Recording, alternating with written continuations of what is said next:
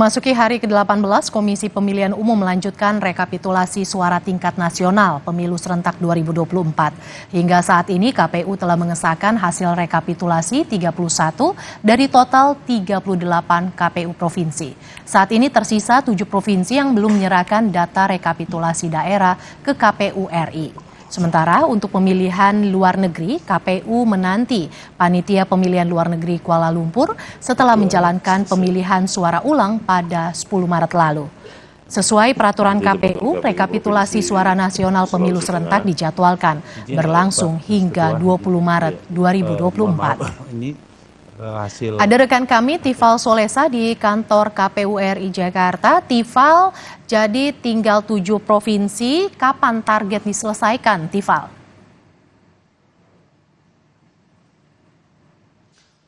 Komisi Pemilihan Umum tetap optimistis bahwa rekapitulasi suara nasional ini bisa selesai paling lama dari tenggat maksimal adalah tanggal 20 Maret 2024. Bahkan kepada wartawan beberapa hari yang lalu, Komisioner KPU Agus Melas menyatakan bahwa optimistis proses rekapitulasi ini bisa lebih cepat selesai di tanggal 18 Maret 2024. Tapi yang perlu diperhatikan di sini, 31 provinsi baru menyelesaikan proses rekapitulasi suara nasionalnya dan sudah disahkan hasil pemilihan legislatif dan pemilihan presidennya oleh Komisi Pemilihan Umum Republik Indonesia. Tersisa 7 provinsi lagi yang belum menyampaikan hasil rekapitulasi, termasuk catatan-catatan kejadian khusus di hadapan para saksi Pileg, Pilpres dan juga Bawaslu serta KPU Republik Indonesia. Provinsi tersebut adalah Provinsi Jawa Barat, kemudian Provinsi Sulawesi Tengah, ada Maluku, Papua, Papua Tengah, Papua Pegunungan dan Papua Barat Daya. Yang hari ini sedang berjalan adalah penyampaian rekapitulasi dari Provinsi Sulawesi Tengah, namun belum pada poin hasil perolehan suara untuk pemilihan presiden dan pemilihan legislatif. Yang masih saya cermati sampai dengan sekarang adalah interupsi dari sejumlah saksi Pileg dan Pilpres berkaitan dengan kejadian-kejadian khusus yang disampaikan lebih dulu oleh KPU Sulawesi Tengah sehubungan dengan pelaksanaan pemungutan suara 14 Februari 2024 lalu. Yang perlu dicatat di sini, dari 7 provinsi yang belum menyampaikan hasil rekapitulasi suara di tingkat daerah begitu, ada 5 provinsi yang belum merampungkan atau belum menyelesaikan proses rekapitulasi suara di tingkat provinsi, yakni Jawa Barat, Papua, Papua Pegunungan, Papua Tengah, dan Papua Barat Daya. Saya ambil contoh di Provinsi Jawa Barat. Kemarin dalam rekapitulasi di tingkat provinsi di tanggal 15 Maret 2024 dari KPU RI atau KPU Jawa Barat menyampaikan sampai dengan saat ini masih menantikan hasil rekapitulasi di KPU Kabupaten Bekasi yang masih belum selesai.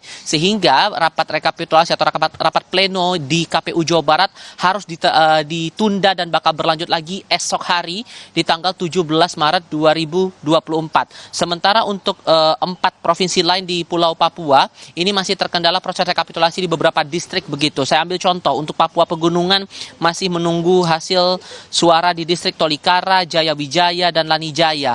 Bahkan kabarnya yang saya dapatkan hari ini menjadi hari terakhir atau tenggat terakhir dari masa pengumpulan atau rekapitulasi suara berjenjang untuk tingkat Papua Pegunungan begitu ya, untuk segera bisa diserahkan begitu hasilnya ke Komisi Pemilihan Umum Republik Indonesia. Kendala yang sama juga dicatat di sini di Papua, Papua Tengah dan Papua Barat Daya. Kabarnya dari KPU RI kemarin menyampaikan Papua dan Papua Tengah ini prediksikan proses rekapitulasi provinsinya akan rampung pada Jumat malam ini. Namun apakah seluruhnya masih sudah selesai atau masih ada kendala lain, ini masih butuh konfirmasi lebih lanjut dari pihak Komisi Pemilihan Umum Republik Indonesia. Mersi.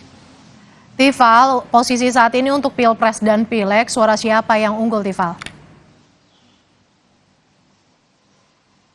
Oke, saya coba jelaskan untuk pemilihan presiden terlebih dahulu. Dari total 31 provinsi yang sudah menyampaikan dan disahkan hasil rekapitulasi suaranya, untuk saat ini sementara pasangan nomor urut 2 Prabowo Subianto Gibran Rakabuming Raka unggul di 29 provinsi. Saya coba jelaskan dalam segi distrik atau zona-zona pulau. Untuk Prabowo Gibran ini unggul di Pulau Kalimantan dan zona Pulau Bali Nusa Tenggara. Keunggulan itu dicatatkan mutlak di sini.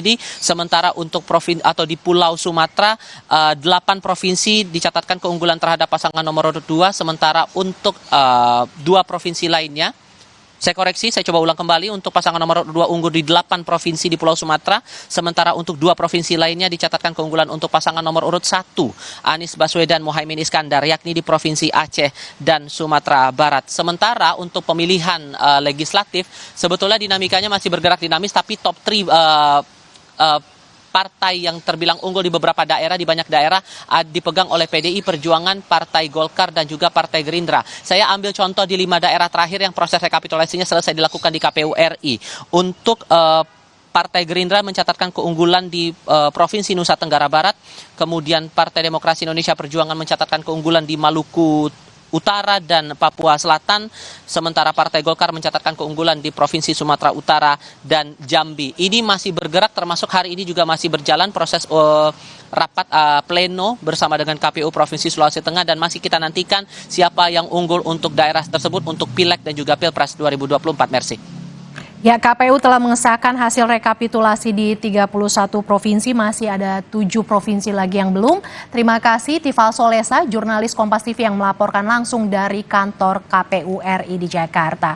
Saudara, usai jeda, Muhammad Syareza akan hadir